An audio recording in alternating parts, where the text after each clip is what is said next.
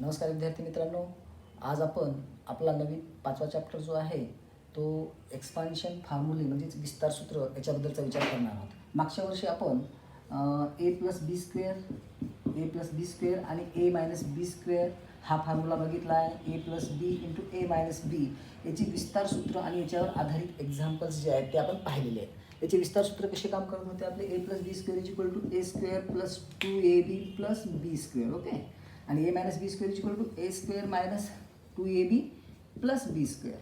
आणि a plus b a minus b is equal to इथे factor जे आहे ते a square minus b square अशा पद्धतीनं जर असेल तर आपल्याला याचे विस्तार सूत्र जे आहेत या पद्धतीनं आपण एक्सपान्शन करत होतो. ठीक आहे, मग आता हे एक्सपान्शन करत असताना आपण याच्यावर आधारित काही एक्झाम्पल्स पण बघितलेली आहेत. उदाहरणार्थ, जर समजा मला सांगितलं की 5x प्लस 3y स्क्वेअर काढायला सांगितलं, तर 5x प्लस 3y स्क्वेअर आपण याच्यातला कोणत्या फॉर्म्युल्याला काढू आपण?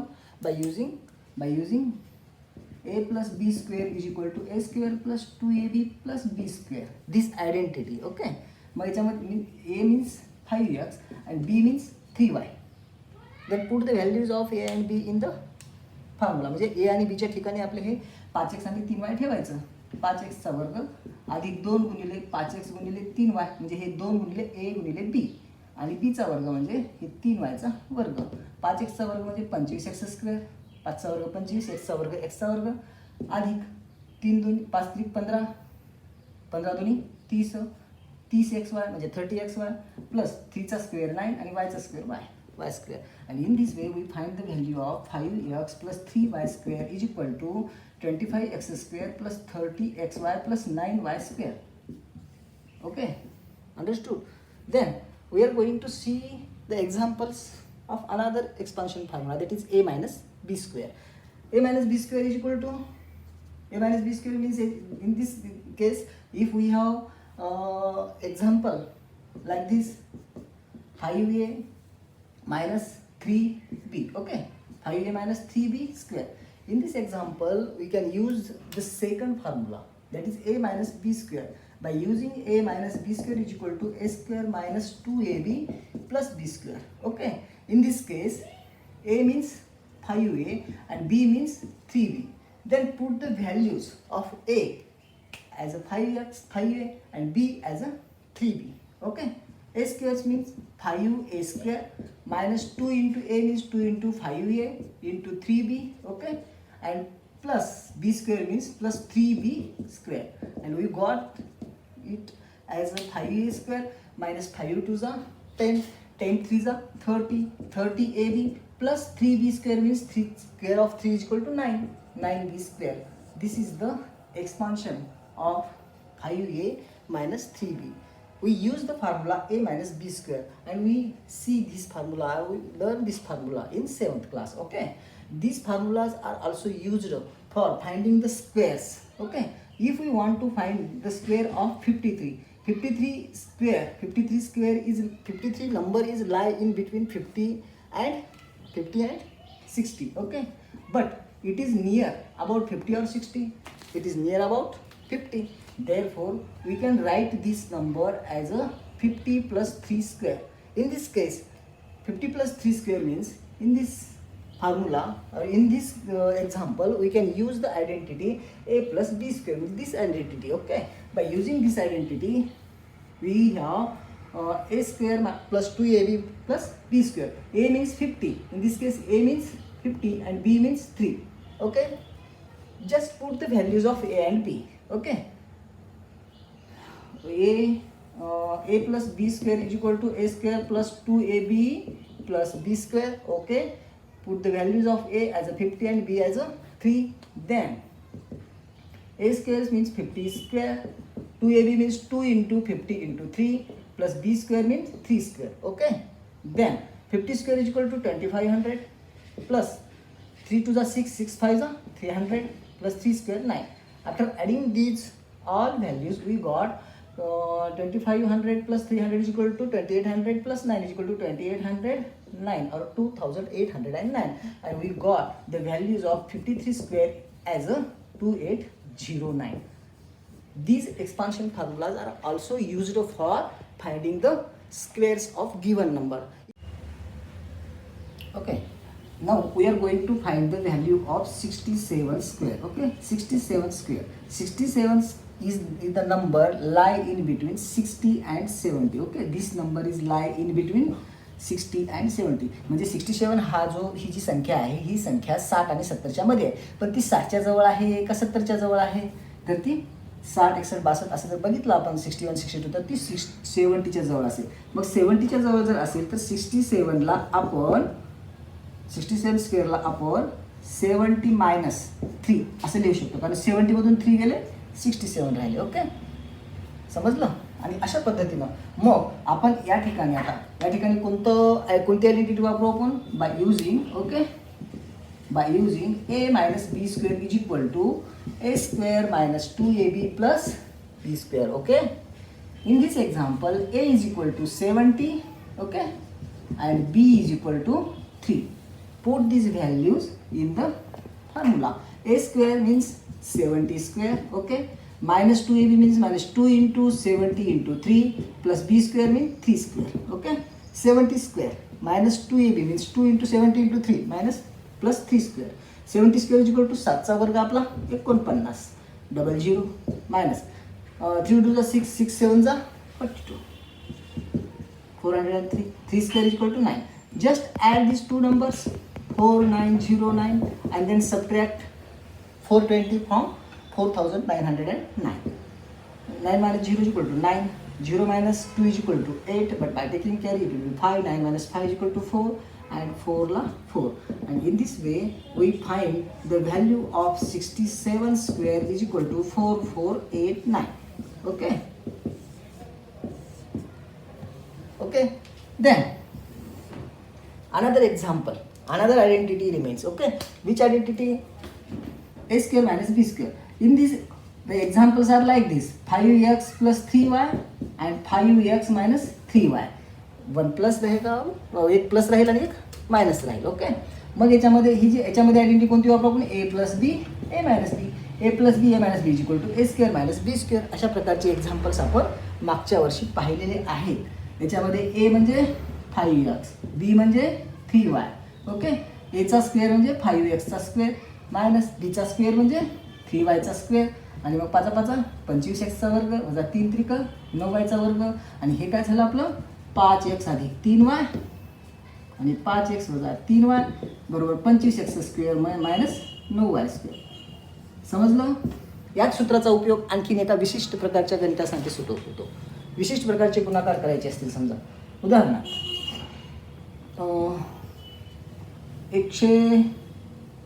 100 प्लस 2 आणि 100 मायनस 2 आहे.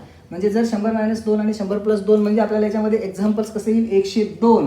ओके, 102 गुणिले 98. 102 गुणिले 98 हे एक एक्झाम्पल आहे.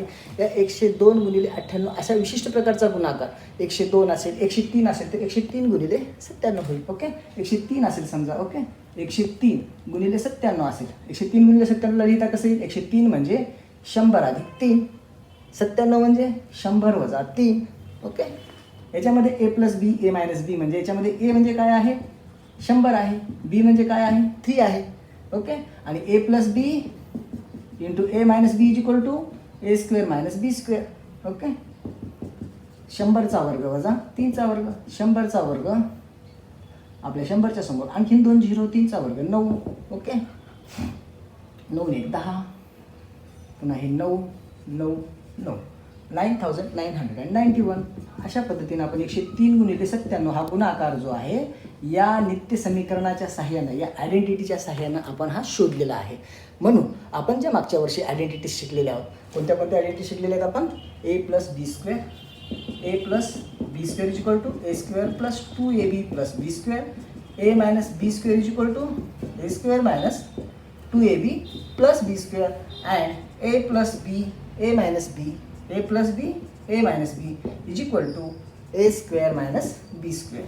ओके, हे तीनही आयडेंटिटी आपण मागच्या वर्षी शिकलेलो आहोत आणि या आयडेंटिटीचा वापर करून आपण अशा पद्धतीची उदाहरणं ही सोडवू शकतो. ठीक आहे? ओके, आता आपण ही एक्सपान्शन फॉर्म्युले तयार कशी होतात पाहूया.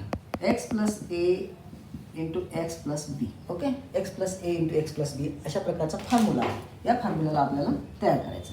मग फॉर्म्युला तयार करत असताना एक्स प्लस ए म्हणजे एक्सनं आपल्याला ह्या एक्स प्लस बीला गुणाकार, परत प्लस एनं परत एक्स प्लस बीला गुणाकार. समजलं का बघा, पहिली स्टेप आली का, हे एक्सनं टोटल ह्या एक्स प्लस बीला गुणाकार केला, एनं परत एक्स प्लस बीला गुणाकार केला.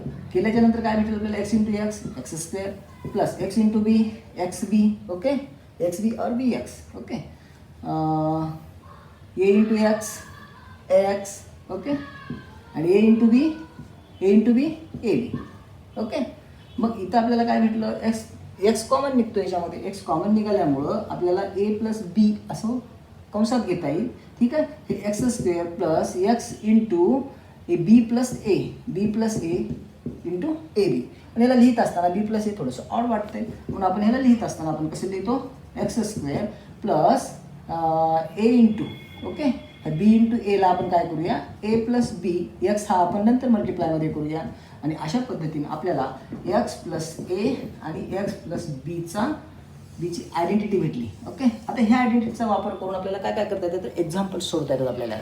म्हणजे आपण हे जे शोधतो ना आयडेंटिटी, ही अशा पद्धतीने शोधतो. मग आता आपल्याला ह्या स्टेप्स घ्यायची गरज नाही. आता अशा प्रकारचे एक्झाम्पल्स आलं की आपण या पद्धतीने सोडवायचं. ओके, अशा प्रकारच्या एक्झाम्पल्समध्ये समजा 5x plus 2b. Okay, and 5x means x common, म्हणजे पहिला जो आपला फॅक्टर आहे तो कॉमन असला पाहिजे. आणखी 2b आहे आणि 3b चालते. Okay, plus 3. हे एक्स प्लस ए एक्स प्लस बी म्हणजे नेक्स्ट जो फॅक्टर आहे तो मुद्दाम मी इथे एक्स आणि एक्सच घेतलं आहे. तिथे m n variable may be change. Okay, याची मांडणी जी आहे ती मांडणी कशी आहे, आपल्याला एक्स प्लस बी ए आणि एक्स प्लस बी नुसार आहे. मग आपल्याला ह्याला bye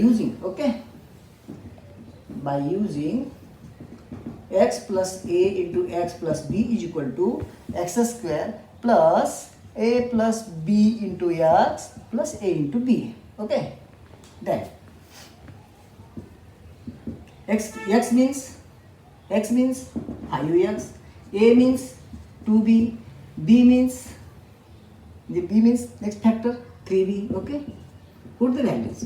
X square means 5x square. Okay, plus a plus b means 2b plus 3b into x. Into x means 5x plus a into b means a into b, 2b into 3b. Okay, 5x square it will be 25x square plus 2b plus 3b is equal to 5b into 5x is equal to 5 5 is 25xab. Okay, or abx or xab कसंही चालेल आपल्याला. Plus 3 to 6. Okay, हे 6. 2b plus 3b इथे ए नाही येणार, इथं 25 3 आणि 2 5 5b झालं. 5b गुणिले 5x म्हणजे 5 5 25bx. 2b into 3 is equal to 6b square. अशा पद्धतीने आपल्याला 5x प्लस 2b आणि 5x प्लस 3b बरोबर 25x square plus 25bx plus 6b square हे आलं आपलं आन्सर. समजलं? ओके, या ठिकाणी तुम्हाला मी 2 एक्झाम्पल दिलेले आहेत. दोन्ही एक्झाम्पलमध्ये आपला तोच फॉर्म्युला यूज होईल. X plus a into x plus b is equal to x square plus a plus b into x plus a into b. याच्यामध्ये पण तोच फॉर्म्युला यूज होईल. ओके, याच्यामध्ये एक्स प्लस ए आणि x plus b is equal to x square plus a plus b into x plus a b. Okay, बघा त्याच्यामध्ये x म्हणजे काय आहे, एक्स म्हणजे 9x आहे. ए म्हणजे काय आहे, -5t आहे. इथं निगेटिव्ह आल्यामुळे तर आपण निगेटिव्ह. आणि बी म्हणजे काय आहे, 9x हे ए आणि हे बी आहे आपला 3t. ओके, पहा सॉल्व करूया आपण. एक्स स्क्वेअर म्हणजे आपला हा 9x square. Okay, plus a plus बी म्हणजे -5t plus 3t. Okay, plus आणि इंटू आपला हा x into 9x and plus a into b means -5t into 3t. समजलं का पहा, is equal to 9x square means 81x square. या ठिकाणी आपल्याला ही प्रोसेस करावी लागेल. -5t आणि +3, एक मायनस आहे एक प्लस आहे, म्हणजे इथं काय होईल वजाबाकी होईल. 5t मधून 3t गेले, 2 राहिले, 5tचं साईन निगेटिव्ह म्हणून ह्याला -5t. ओके, ह्याला -5t गुणिले 9x. इथं हे प्लस मायनस मायनस होईल आणि 5t × 3t = 5 3 15 t². समजलं का? बघा, हे मायनस आलेलं कळालं, हे मायनस का आलं? कारण इथं मोठ्या संख्येचं साईन जे 5t आणि 3t, 5t - 3t म्हणजे इथं 2t राहील. ओके, अशी मिस्टेक झाली होती, दुरुस्त करा, होऊ शकते. 9 2 18, 18tx - 15 t². ओके, हे झालं याचा आन्सर. आता हे या एक्झाम्पलमध्ये बघूया. या एक्झाम्पलमध्ये खूप छान छान एक्झाम्पल आहे. याच्यामध्ये x म्हणजे x = 1/y. ओके, a = 4 आणि b = -9. ठेवा याच्यामध्ये व्हॅल्यूज. a1/y² म्हणजे x² प्लस a + b म्हणजे 4 - 9. याची किंमत किती आहे? याची किंमत 4 आहे, बीची किंमत -9 आहे. तसंच ठेवायचं. गुणिले x गुणिले 1/y. त्याच्यानंतर a × b म्हणजे आपलं हे a म्हणजे 4 आणि b म्हणजे 9. मग इथं 4 × -9 जसं आहे तसं घ्यायचं साईन, काय प्रॉब्लेम नाही. 1/y² म्हणजे 1/y² प्लस मायनस. आता इथं मोठी संख्या 9 आहे, 9 मधून 4 गेले, 5 राहिले, 5 गुणिले 1/y आणि इथं प्लस मायनस मायनस, 9 चौक 36. परत हा प्रोसेस करा. 1/y² minus 5/y -36. हे झालं याचं आन्सर. आता a + b³ आणि a - b³ ची आयडेंटिटी आपण एकदाच बघू. आयडेंटिटी तयार कशी होते पाहू आणि मग त्याचे दोन्हीचे एक्झाम्पल्स आपण पाहू. ठीक आहे, मग ह्या a + b³ म्हणजे a + b² म्हणजे a + b² × a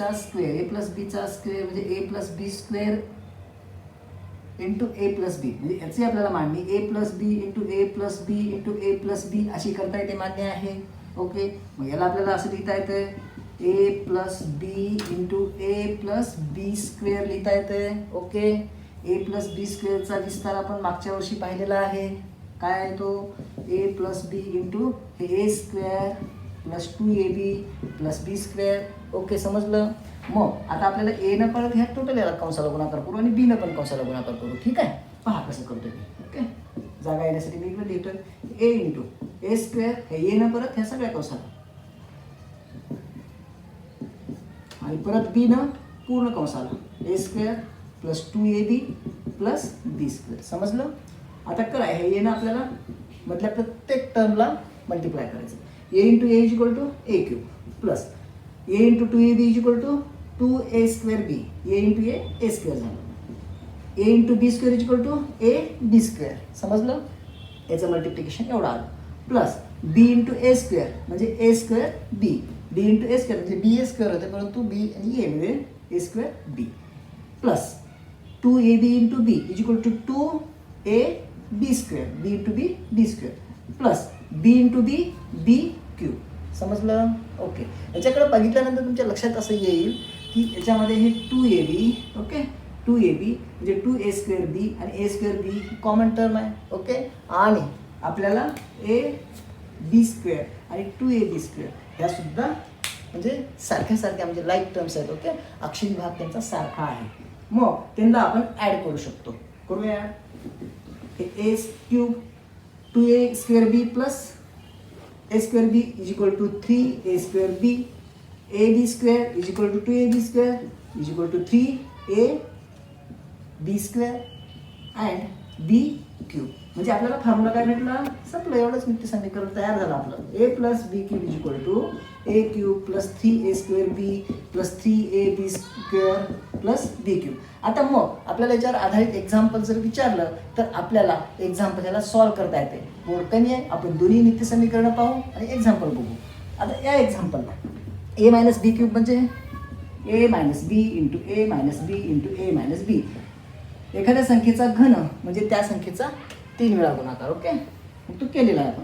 मग हे a - b × a - b × a - b = a - b². a - b² म्हणजे काय आपल्याला माहीत आहे. a - b² बरोबर a² - 2ab + b². ओके, परत आता आपल्याला इकडं आपण जी एक्झाम्पल बघितलं त्या एक्झाम्पलमध्ये जसं आपण विस्तार केलेला होता, कसा एनं परत पूर्ण कंसाला आणि बीनं परत पूर्ण कंसाला गुणाकार केला तर तसंच गुणाकार आपल्याला या ठिकाणी करायचा आहे. Okay, a into a square minus 2ab plus b square minus b, काळजीपूर्वक पहा हां, minus b into a square minus 2ab plus b square. Okay, a into a cube. Okay, हे इथे plus minus minus a into 2ab is equal to 2a square b. समजलं? त्याच्यानंतर a into b square is equal to हे plus plus plus a b square minus plus minus b into a square is equal to a square b minus into minus plus b into 2ab is equal to 2ab square, but it is plus and plus minus into plus is equal to minus. Okay, minus into plus is equal to minus आणि b into b square is equal to b cube. अशा पद्धतीने आपल्याला factors भेटलेले आहेत. याच्यामध्ये बघितल्यानंतर सारखे सारखे लाईक टर्म्स काढा. हे 2 म्हणजे ए स्क्वेअर बी.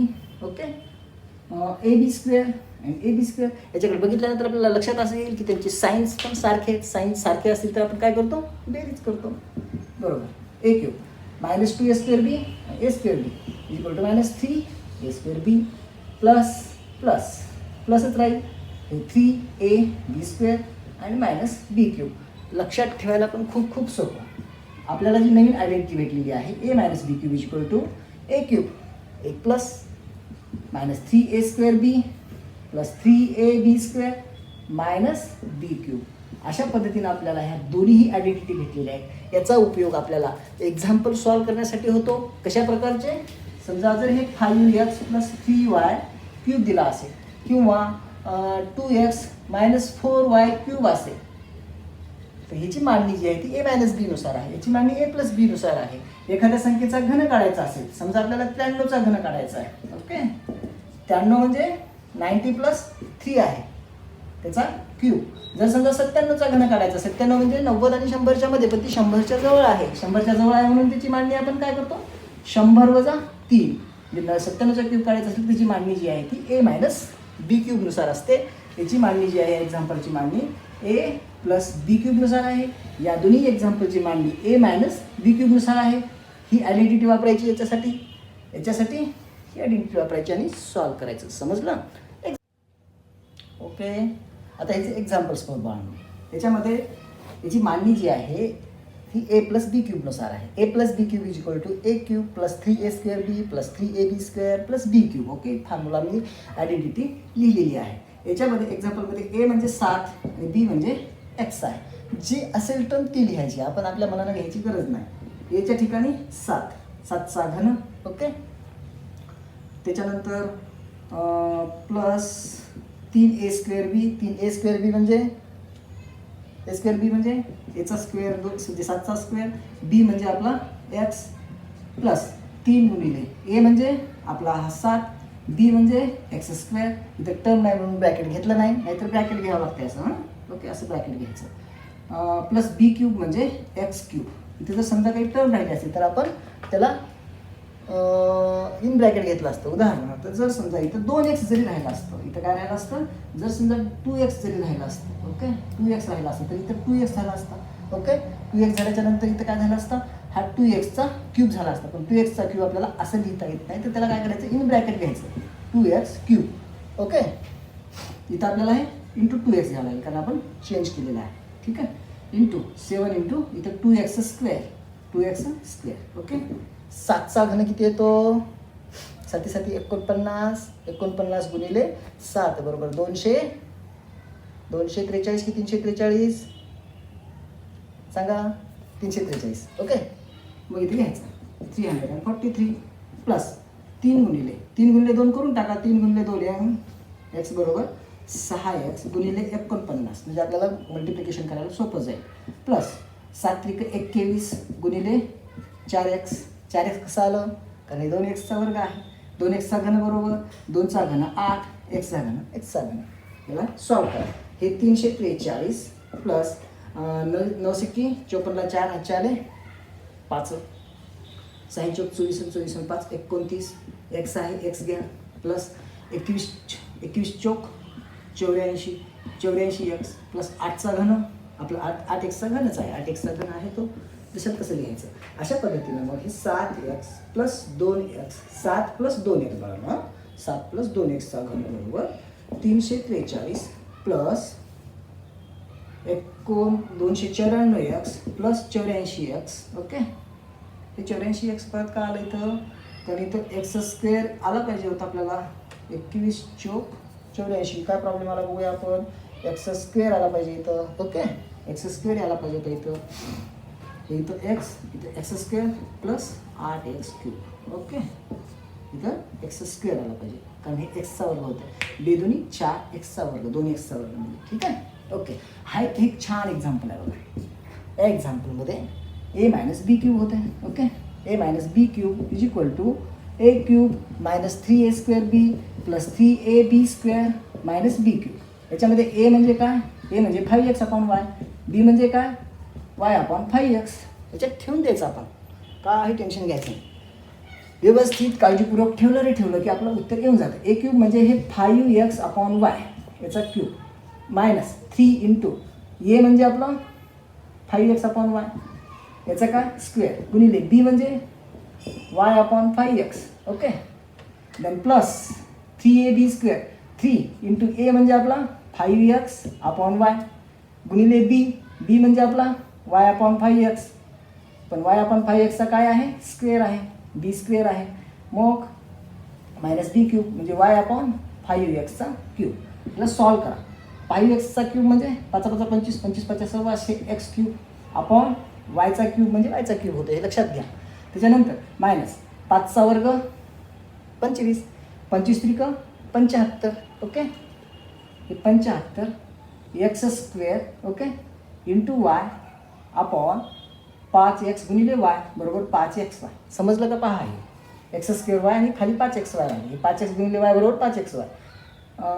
इथं प्लस 5 त्रिक 15 15 गुणिले वायचा वर्ग 15 वायचा वर्ग 5 गुणिले XY हे 5XY. ठीक आहे, मायनस y अपॉन 5xचा घन म्हणजे 125x क्यूब. ओके, याचा आन्सर घेऊया. याच्यामध्ये संक्षिप्त रूप देता येत असेल ना तर द्यायचं. हे x एक कटला x एक कटला y कटला y कटला फक्त x राहिला. 5 1 5 2 उरले 5 5 25. याच्यामध्ये 5 1 5 5 त्रिक 15 12 125xचा घन वजा 15x हे y कटून गेलं अधिक 3 वायचा वर्ग वजा y छेद 125 y क्यूब y छेद 25 x क्यूब. बाळांनो इथं x क्यूब आहे, दिसलं नाही मला. चला समजलं का बघ. चला तर बाळांनो आपण या सूत्राचाच वापर करून आपण काही संख्यांची घन काढू शकतो. 97चा घन काढायचं असेल तर 97चा घन काढत असताना आपल्याला हे 100 वजा 3चा घन लिहिता येते, म्हणजे आपल्याला हे नित्य समीकरण वापरता येते. ओके, आणि जर समजा 103 किंवा 104 किंवा आपल्याला समजा एखादी अगदी 43चाही घन काढायचं असेल तर 43 म्हणजे आपलं हे 40 प्लस 3चा घन म्हणजे आपल्याला हे a प्लस बी क्यूबचं सूत्र वापरून काढता येते. आपल्याला ह्याचं आन्सर जे आहे ते हा जो पुढचा एक म्हणजे राहिलेलं एक नित्य समीकरण आणि हे उदाहरणं आपण नेक्स्टच्या म्हणजे नेक्स्ट व्हिडिओमध्ये आपण बघूया. ओके, बेस्ट लक.